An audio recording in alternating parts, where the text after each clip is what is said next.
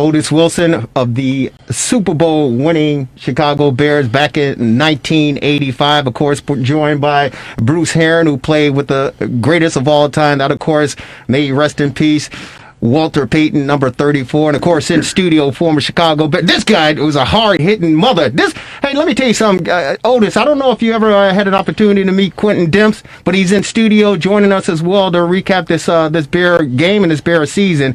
But this guy Quentin Demps, who's sitting across from me in the studios, man, I truly believe, because you guys were the most dominant defense I've ever laced them up in the National Football League in the world, in my opinion.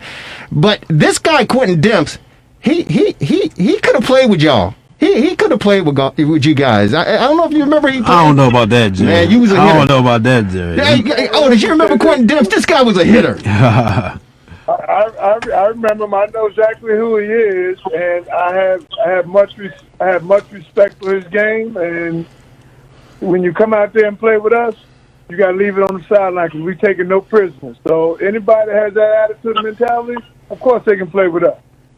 Well, this guy certainly has the attitude, and that's one reason why he's a part of the Rewind Sports 60. And, Otis, I talked with Q about, the 6-game losing streak that the Bears went on and how this whole city wanted to just go up to Hallis Hall and dismantle that whole place. COVID or not, they wanted to rip that whole place apart.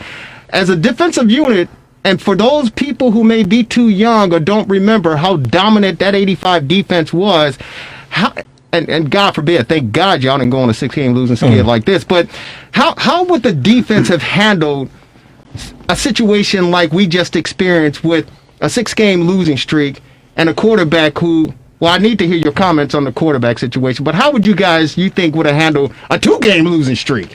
That's a good question.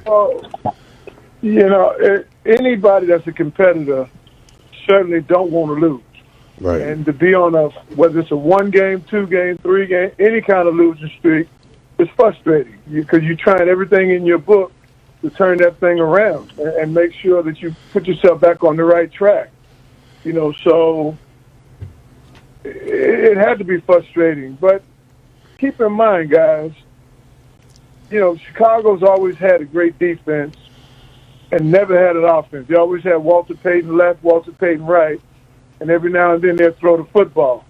So it's always been defense, and they're burning their defense out. I mean, when you keep them out there on the field, I don't care how many Cleo Max you got or a team hit, they can only play for so long. I mean, when you get this deep into the season, your body is beat up, banged up, and hurting.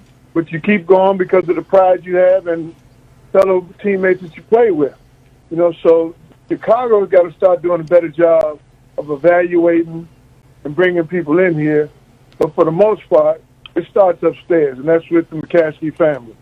I mean, they rather settle with folks that's going to do what they say do, how they say do it, as opposed to somebody that has a mind of their own. I mean, they really, really, behind the scenes, never accepted us as the 85 team. They thought we were, they said that, we never want a team like that again because we got too much notoriety and the focus wasn't on Chicago Bears.